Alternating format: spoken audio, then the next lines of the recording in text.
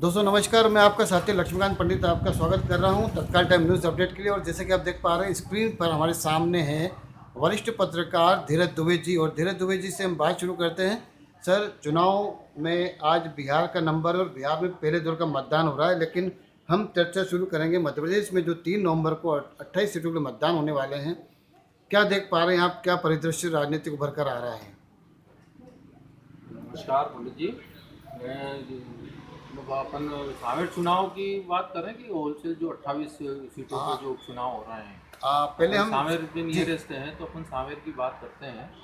सावेर का जो चुनाव अभी महाभारत चल रही है, जी दोनों ही पार्टियां, जो मुख्य पार्टियां हैं वो जी आपस में एक दूसरे के ऊपर आरोप प्रत्यारोपों का दौर चरम सीमा पे पहुंच चुका है। जी और राजनीति जो है वो निम्न स्तर पे आ गई है। जी तो ये एक बहुत बड़ा मतलब देखने में आया है कि अब वहाँ पे तो दोनों ही प्रत्याशी देखा जाए तो पहले वो बीजेपी में थे, वो कांग्रेस में गए, और वो कांग्रेस से बीजेपी में गए। जी तो इसमें सबसे बड़ा जो लॉस हो रहा है वो हो रहा है मतदाता का, वो हो रहा है जनता का। जी ये सबसे बड़ी बात ये है कि ये सब चीज़ें जनता को ही अब समझनी पड़ेगी जी कि आपको कौन से प्रत्याशी को चुनना है, आपको अपना प्रतिनिधित्व किसको देना है, किनके हाथों में देना है जो सुरक्षित रहे। जी ये पूरा का पूरा जनता पे और वोटरों के विवेक पे निर्भर करता है। धीरज जी, हम मध्य प्रदेश के संदर्भ में देखते हैं कि मध्य प्रदेश में जो 28 सीटों चुनाव हो रहा है उससे ही सरकार की दिशा तय होगी। और जो भाजपा सरकार है उसको जीवन दान मिलेगा या ना मिलेगा ये भी गर्त का विषय है। लेकिन अभी जो तैयारी चल रही है, जैसे आपने सांवेर की हमको स्थिति बताई है, पूरे मध्य प्रदेश में आपके हिसाब से क्या स्थिति है? ये अपन मध्य प्रदेश की बात करें तो अभी वर्तमान में सरकार भारतीय जनता पार्टी की है, और भारतीय जनता पार्टी को अपनी सरकार बनाने के लिए जी मुश्किल से 6-7 सीट ही चाहिए। जी अगर 6-7 सीटियों मिला लेती है, बचा लेती है, तो वो आसानी से सरकार बना लेगी। मुश्किल तो कांग्रेस के लिए है। कांग्रेस की चूँकि कम 22 विधायक गए हैं और वो मायने रखता है 22 विधायक। पर चूँकि उसमें एक सबसे बड़ा बात ये आ रही है कि जो कमलनाथ ने 1 साल काम किया है जी वो एकदम जनता के और पब्लिक के हृदय में बैठ चुका है। जी वो उसका असर भी दिखाई देने लगा था। बिजली के बिल में जो उन्होंने 500 रुपये की राहत दी थी या उसमें वो किया था, तो वो भी दिखाई देने लगा था। कानून व्यवस्था पे सबसे बड़ा उनका एक यूँ समझिए कि मतलब बहुत बड़ा इन्होंने एक निर्णय लेके ने कानून व्यवस्था इतनी अच्छी कर दी थी कि मतलब भूमाफिया से लेके अपराधियों से लेके मतलब छोटे बड़े सभी डरने लगे थे। जी और अभी तक ये होता आया था कि मतलब डर पब्लिक में था।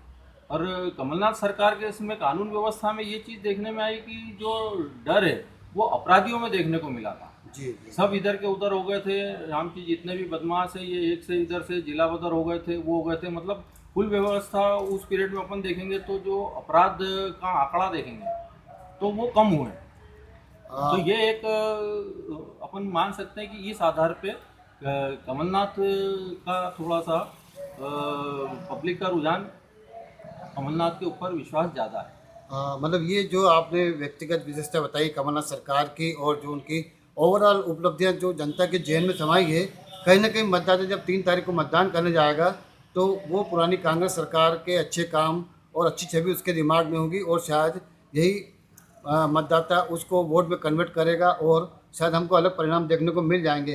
धीरज जी, आखिरी सवाल ये है कि आज बिहार में भी चुनाव हो रहे हैं और राष्ट्रीय परिदृश्य में बिहार का काफ़ी महत्व होता है। आज पहले चरण का मतदान है, अभी कुछ कहना एकदम जल्दबाजी होगी, लेकिन आपको क्या लगता है कि बिहार में जो पिछले 15 सालों में नीतीश सरकार रही और बीच में जो 1.5-2 साल के लिए लालू की सरकार आई थी, और अब जो बिहार की जनता आज मतदान कर रही है तो वो किसके पक्ष में कर रही है या क्या मैंडेट लेके कर रही है? कि बिहार चुनाव का तो जो पूरा मतलब ये यूँ बोला जाए कि सरकार ही यहाँ से बनती और बिगड़ती है, जी क्योंकि बहुत बड़ा क्षेत्र है। विधानसभा में भी ये और लोकसभा में भी, पार्लियामेंट में मायने रखता है। यहीं से ही सबसे ज़्यादा सांसद और यहीं से ही सबसे ज़्यादा विधायक चुन के आते हैं। और चूंकि संविधान में इन लोगों का बहुत बड़ा संशोधन से लेके निर्माण में भी इनका बहुत बड़ा योगदान होता है। जी। तो बिहार का जो अब जो पिछली राजनीति में करें तो जैसे बिहार पहले लालू के नाम से ही जाना जाता जी। था। अब लालू का वहाँ पे पूरा का पूरा लालू यादव का पूरा वर्चस्व खत्म हो गया है।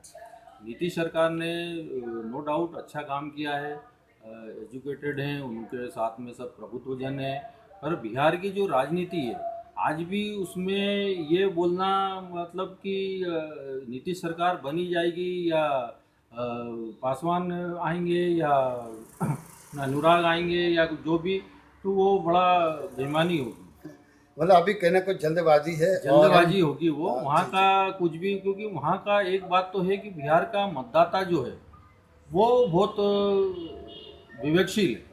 चलिए अभी आज हम जिस स्थिति में बात कर रहे हैं हमें उम्मीद है कि एक बार हम जब 10 तारीख को परिणाम आएंगे तो फिर आपसे पुनः चर्चा करेंगे और उस समय स्थिति क्लियर हो जाएगी बिहार की भी और मध्य प्रदेश की भी।